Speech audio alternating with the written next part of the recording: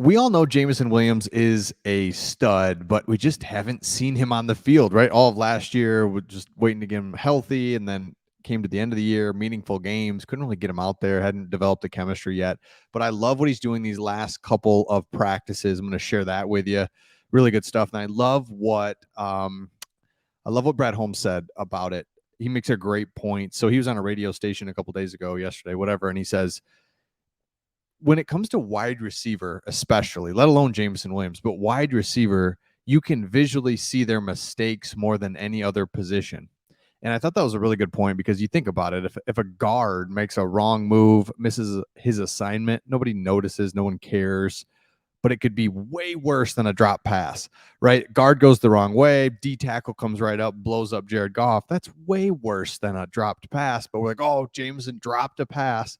And then on top of it's Jameson Williams. So it's like we're all excited to see him. We can't wait to see him. There's this buildup. He's a star player that we have on our team. We haven't had many stars, straight up stars in the last 10 years. So this is like we're all really anxious to see it. So that's what Dan Campbell said. But in practice, let's not forget, we're all excited for Jameson Williams. We know he's got that 6-game suspension, but just remember, he's healthy. Like, let's just, oh, yeah.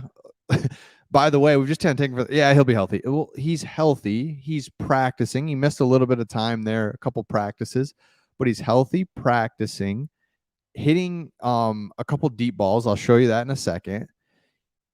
Playing with the first team offense. He's doing it, right? So I think we came across a lot of bashing of him or just stories of him. And Jared Goff made a great point in an interview that he was doing with well, he's actually done quite a few interviews. If you're keeping up on that, I mean, SI.com was there, Big Cat was there. There's been quite a few interviews, and Jared Goff made a great point about the Detroit media, especially media in general, but Detroit media. He said when they were losing, things were going bad. Boy, the media was just firing questions. Loved it. They knew what they were going to ask. They knew what the clickbait type stuff was going to be, and it's so true with Jameson Williams. He's the really only negative, I'm using air quotes, of the last year and off season. It's been so good that the Detroit media can't really find anything to do other than, oh yeah, Jameson Williams has got some stuff. Let's just make pepper article after article instead of, you know what? He's out here, he's practicing, he's made legitimately one mistake, and that was the gambling thing. Cost him 6 games. Okay.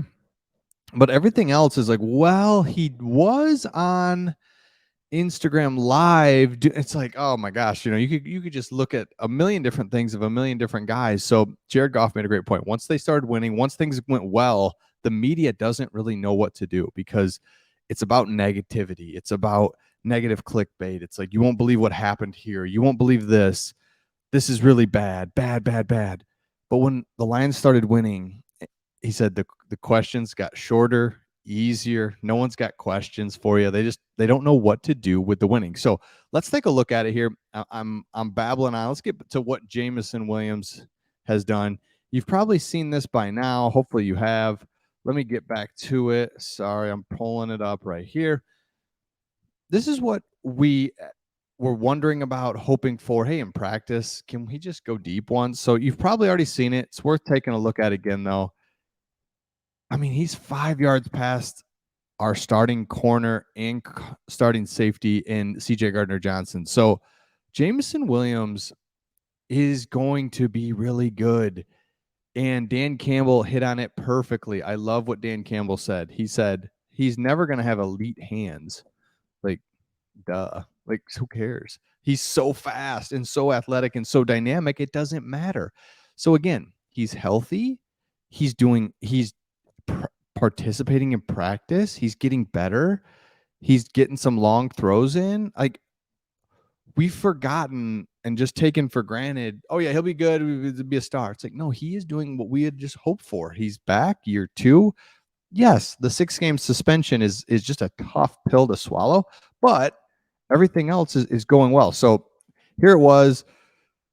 Brad Holmes, he's got game-changing talent, but he's a young player, and these guys go through ups and downs. We still got a lot of hope for him. Absolutely.